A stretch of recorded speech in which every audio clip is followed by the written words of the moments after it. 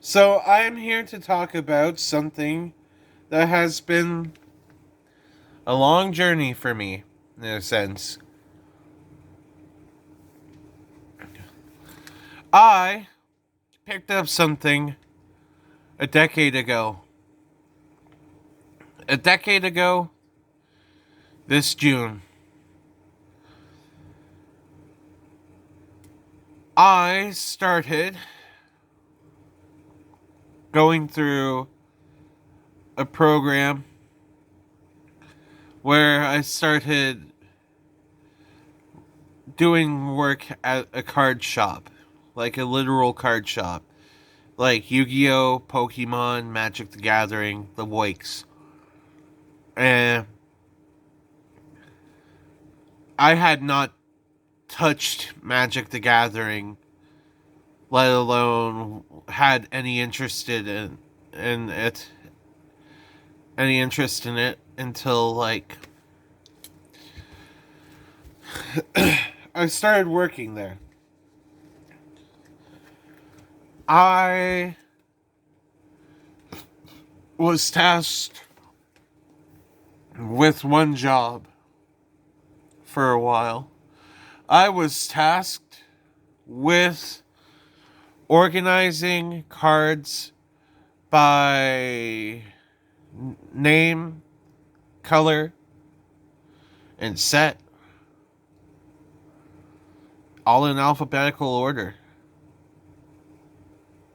And I was pretty damn good at it. As I was reading a bunch of the cards, I realized, wow, this all looks fun. So each one of these long ass sessions where I was just sitting there sorting through cards, that was a study session for me. And eventually, I decided, you know what? I'm gonna get into it. And what did I do? I got a deck of cards. I purchased a deck of cards for underneath a share of $40. $37 it costed me for my first deck. And I placed like 8th out of 32 people for my first Magic the Gathering tournament. And it was pretty fun. I had met some people that tournament and it was pretty good. They've become now long friends of mine who I've known for like a decade. It's awesome. And I am happy with it. Now, my journey with Magic the Gathering has had some points and times with it where I have been super into it and super not into it. Yes, I've had this entire like video plotted and summarized and what I'm going over, but that's besides the point. So, the points I've been in Magic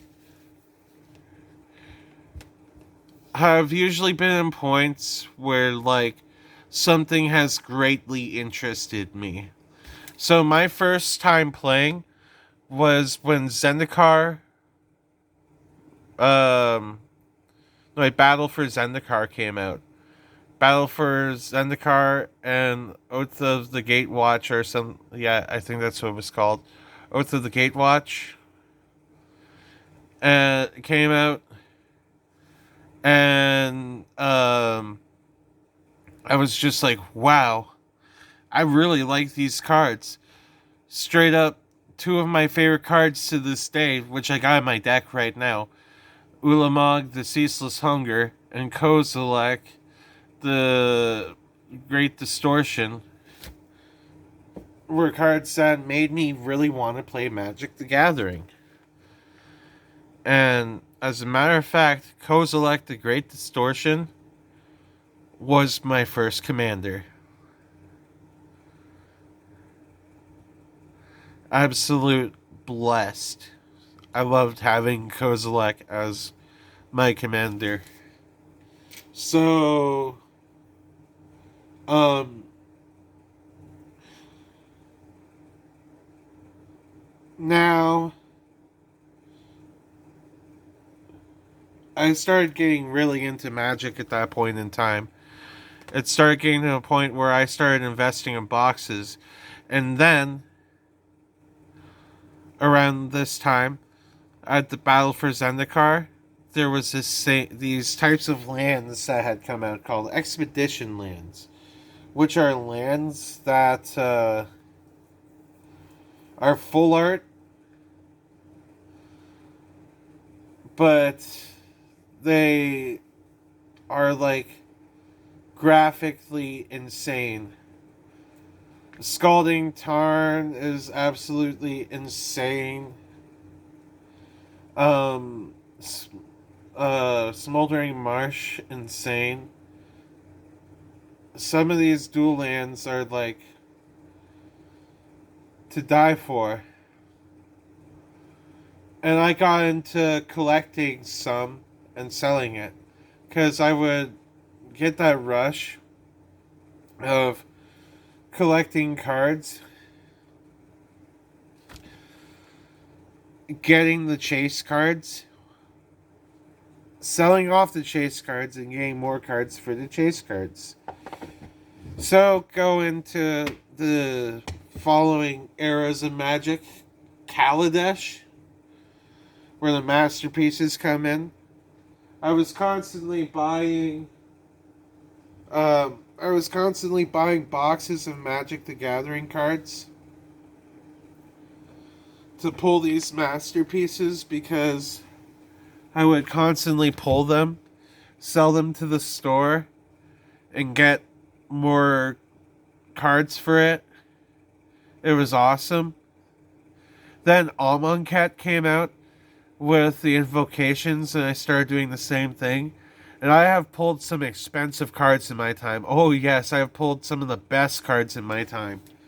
And I have sold some of the most, like, expensive cards that I have come across in my time. Like, most expensive card was like $350. So it's not like Tabernacle or anything like that expensive, but like some expensive cards, like multi hundreds of dollars.